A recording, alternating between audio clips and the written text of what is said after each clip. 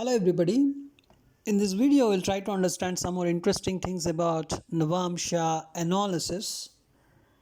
So basically, there's a question that is Navamsha analysis. In the Navamsha chart, the house numbers are important or the signs important. See, the house numbers are not important in the Navamsha chart. Only the signs, the zodiac signs are very much important. Because Navamsha analysis is primarily based on the sign, not the house number. But still there are some house numbers that are important. Those are 1 and 7. Only 1 and 7 house numbers are important in the Navamsha chart. But the signs are very much important. See, why signs matters more. See, in the Navamsha chart, the sign a planet occupies shows its dignity. Dignity in the sense, strength or weakness, and its true nature. The sign reveals how the planet expresses its energy on a deeper spiritual or dharmic level or after the age 30 or 35. So houses in D9 are secondary because they're not actually, they're not accurate like in D1, but more they're like symbolic. Right? So the houses are not important. See, suppose Jupiter is placed in the D1 chart, Jupiter is placed in the Capricorn sign. That means Jupiter is debilitated in the D1 chart. But in D9 chart, let us say it is in the Sagittarius sign, that is own sign, and also Mula Trikona sign of Jupiter. Jupiter has two own houses. One is Sagittarius, another one is Pisces. But Sagittarius is a more like it's a duty performing house. It has to give the results of Sagittarius related energy.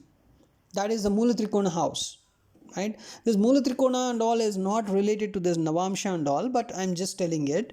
See, that means in the D1 chart, Jupiter is in the sign of Capricorn, it is debilitated, but in D9 chart, it is in the sign of Sagittarius, that means own sign.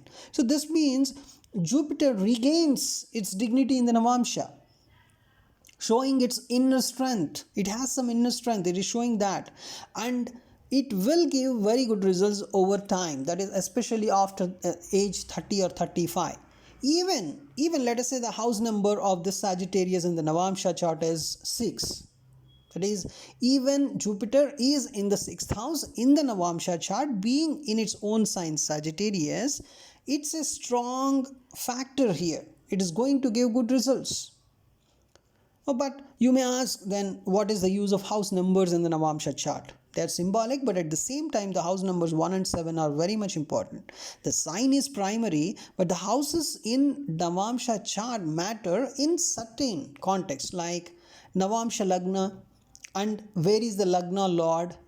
Because Navamsha Lagna and Lagna Lord are the two important things. First of all, they show how the person expresses his own soul path. Right? Whether he is going to be satisfied at the end of life or not. So example, Lagna Lord is in the 10th house of Navamsha chart, shows he is a bit career focused. His dharma means the true nature, the inner nature, right? The inner nature is also a bit career focused. So the Lagna Lord placement and the Lagna is important.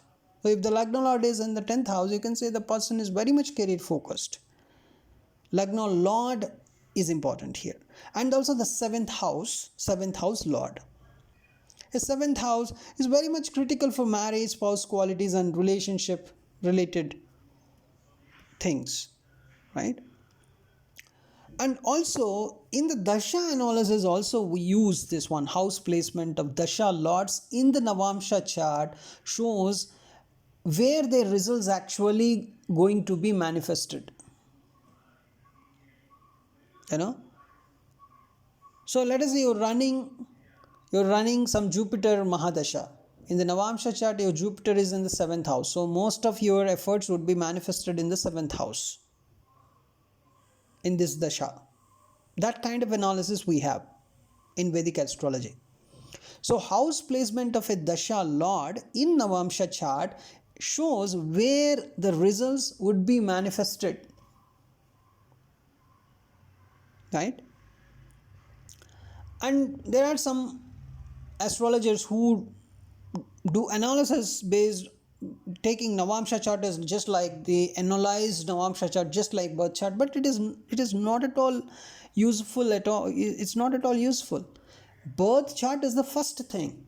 Navamsha chart, the signs are very much important, because let us say Mercury is in the Navamsha chart, Mercury is in the sign of Pisces. That means it is debilitated, right? So the sign is very much important here. Where Mercury is placed, which house, it doesn't matter. You're getting it?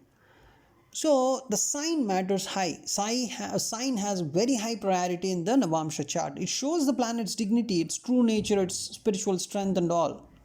Whereas a house is secondary. It doesn't help much.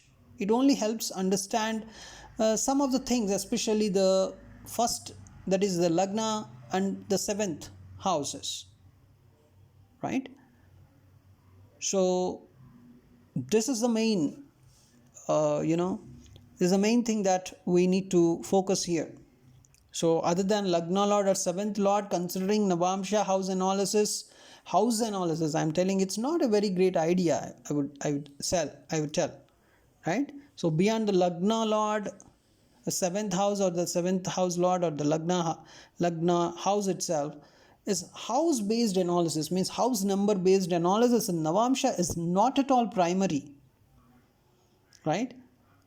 Only the sign, the zodiac sign, the planet is occupied, that is very much important, right? Some limited house analysis, as I said, the dasha analysis, where the results would be manifested in this dasha, right? For that, the house number can be important in the dasha analysis, as I said. Let us say you are running Mercury Mahadasha. In the Mercury Mahadasha in the Navamsha chart, let us say Mercury is in the 4th house in the Navamsha chart. That means in the Mercury Mahadasha, the most of the results would be manifested in the 4th house related matters. Manifested, right? Means you can clearly see they are created, they are done, they are actually happened. So D9 is not based on some geometry like D1. Houses in D9 are symbolic, not physically aligned with the sky at all. They're not physically aligned with the sky, right? So the D9 is a kind of dignity oriented chart. It tells you how strong or weak a planet is on a karmic level or spiritual level, not where it is acting in the sky. So the main goal of Navamsha chart is to assess planetary strength. Is it exalted or debilitated or own sign or enemy sign? These are important for Navamsha. Based on that, the planetary dignity would be decided. Planet's support of dharma or spiritual strength or for your inner soul would be decided. Planet strength for your marriage and inner soul potential can be decided, right? So other than Lagna Lord's house, Lagna house, 7th house, Lord's house, not so much important. And also Dasha Lord's position in the Navamsha chart, right? So don't treat Navamsha chart, 10th house as a career house, the same way as in birth chart. That's a very bad idea. Don't make transit based predictions using transit based in the sense Gochara, the Rashi Falas we tell, right? Never try to do any Rashi based it's Gochara, that is transit based predictions based on your Navamsha. Navamsha is not used for transit based predictions. Don't judge wealth, fame or health directly from Navamsha houses. It's not at all important, right? So D1 is the most important chart. It decides the events, house significations and material life or anything. But D9 is the dignity, inner strength, marriage, life after 35, however it would be. These are very much important in the Navamsha, right? Navamsha, the houses, the signs, the zodiac signs, right? The signs, the zodiac signs are very much important in the Navamsha chakra. D9 house numbers are not at all important. They are limited usage except Lagna Lord, 7th Lord and the Dasha Lord. Other than that, Navamsha is not useful in other analysis. Hope you got this one. Thanks for watching this video.